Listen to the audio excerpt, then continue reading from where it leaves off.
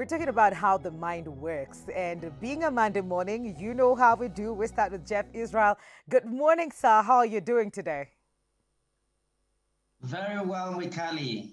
Good to be here. How are you? I am fantastic. I am grateful to be here. Awesome. Awesome. I Great. love that vibe. Asante sana. There's something you keep saying every single, like wiki haitapita kama hujaisema once or twice, of how powerful our mind is and how it is just one of those things super underrated. We talk about it, like probably cliche. We keep saying mind over matter, the power of the mind. Oh, I have changed my mind. What does all of this mean when it comes to how the mind works? What are the nitty gritties of that? Well, thank you so much, Mikali. Really, our minds are the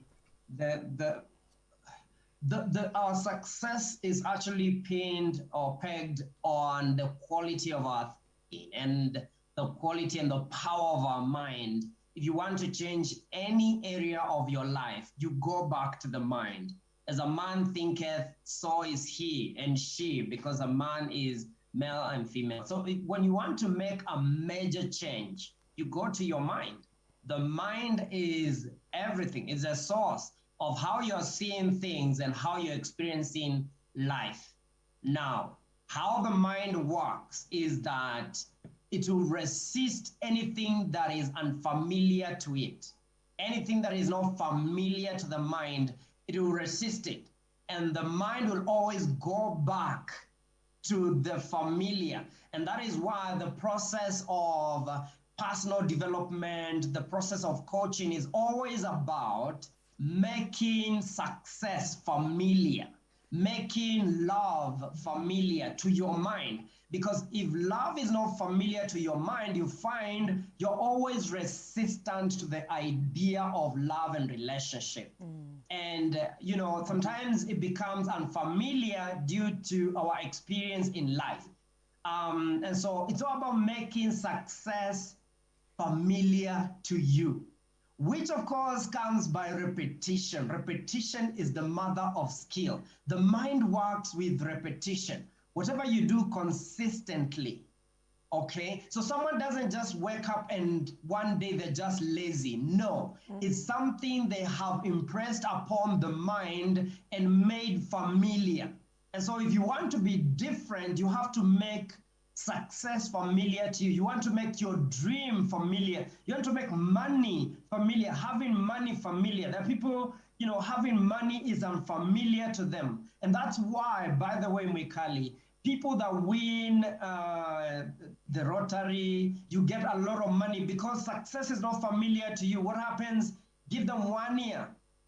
Poverty is familiar to them. They will go back, their brain will take them back to what they are familiar with. And this machine up here is the most powerful on the planet.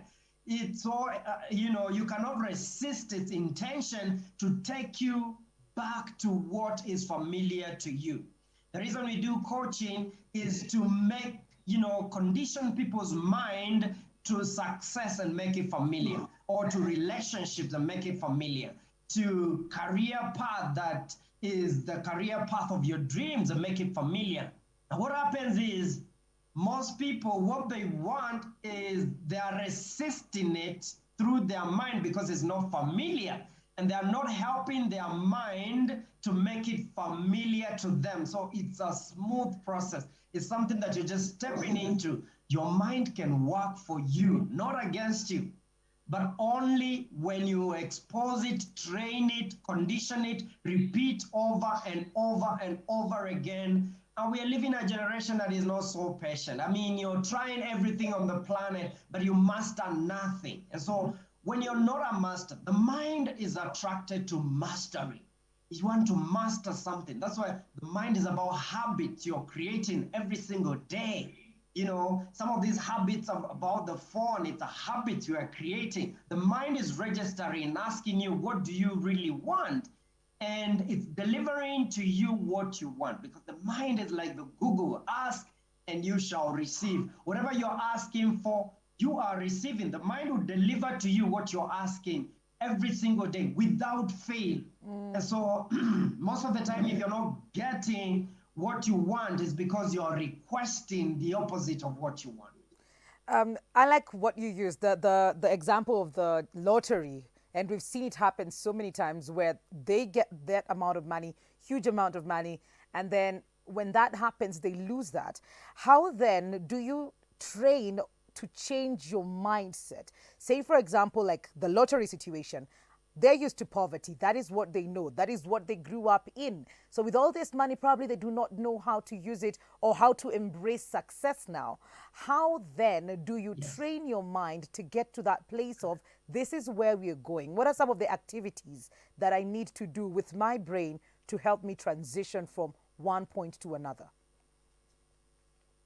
Brilliant, brilliant question there, Mikali.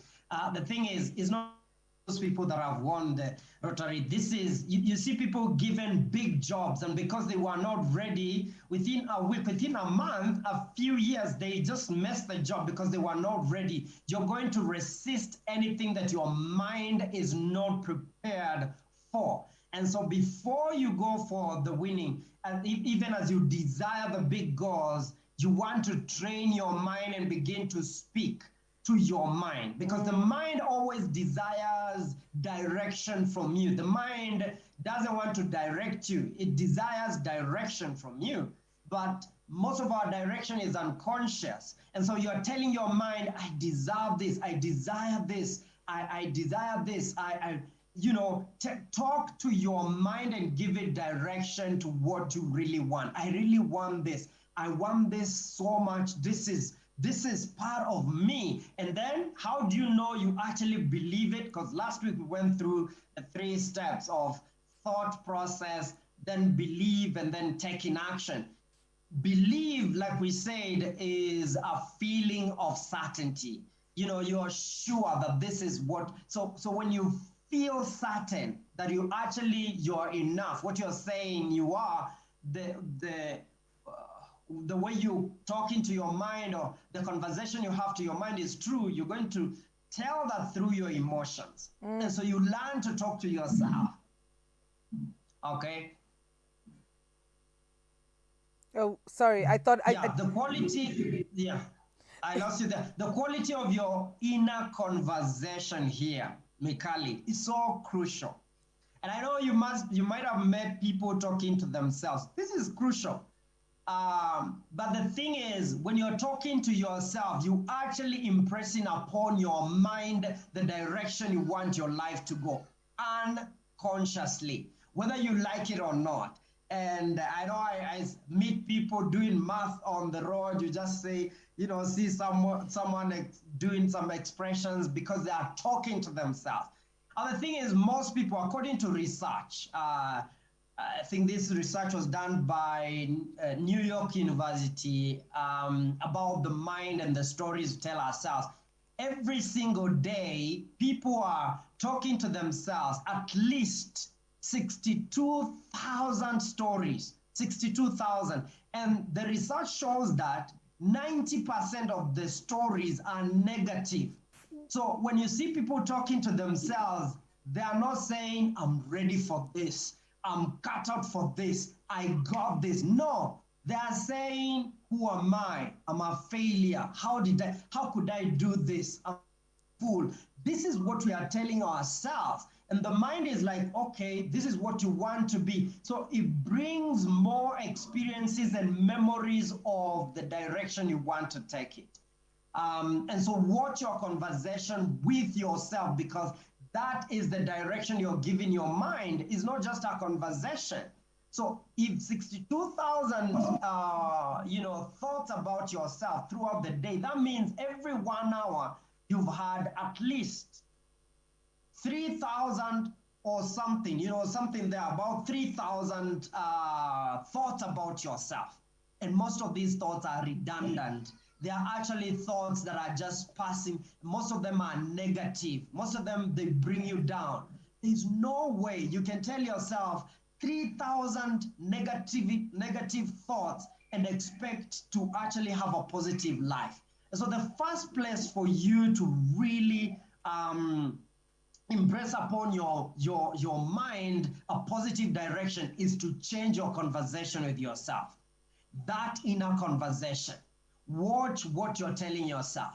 Okay, watch what you're telling yourself. Impress upon you the path you want to go and tell your mind, this is what I want. I see myself. Then the other one is visualization. See yourself. Put the image of you being there, because the mind listens to your words, but also listens to the image that you paint about where you want to go. Oh my goodness. I did not know that. 62,000 times?